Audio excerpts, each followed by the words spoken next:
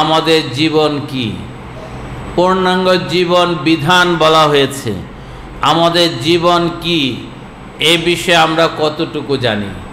আমাদের সাধারণত দেখা যায় আমরা জন্মের পর আমাদের জীবন শুরু, আর মৃত্যুর পর আমাদের জীবন শেষ।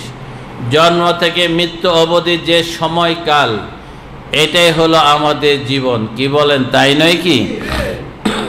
এই জীবনকালে আমাদের এই জীবনের মধ্যে, আমাদের সত্তার মধ্যে আমরা যদি একটু গভীরভাবে চিন্তা করি, আমাদের মাঝে দুইটা সত্তা বিদ্যমান। দয়াল নবীজি বলেছেন, লিকুল্লি শাইইন জাহের ওয়া বাতেনা, প্রত্যেকটা জিনিসের জাহের এবং বাতেন আছে। মানুষেরও তদ্রূপ জাহের ও বাতেন আছে।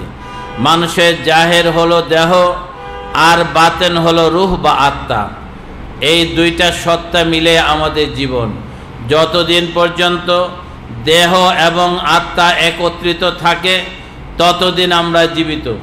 যখন দেহ থেকে আত্মা বের হয়ে যায় তখন আমরা মৃত লাশে পরিণত হই। কি বলেন, তাই নয় কি?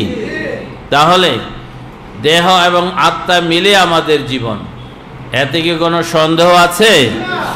এখন বিষয় হলো, ইসলাম পূর্ণাঙ্গ জীবন বিধান, এটা শুধু দেহের বিধান আরোপ করেছে তা নয়, এখানে আত্মার বিধানও নিহিত আছে। আমাদের দেহকে পাক সাফ করার জন্য যেমন শরীয়তের বিধিবিধান আছে, ঠিক তেমনিভাবে আত্মাকেও পবিত্র করা আমাদের প্রয়োজন।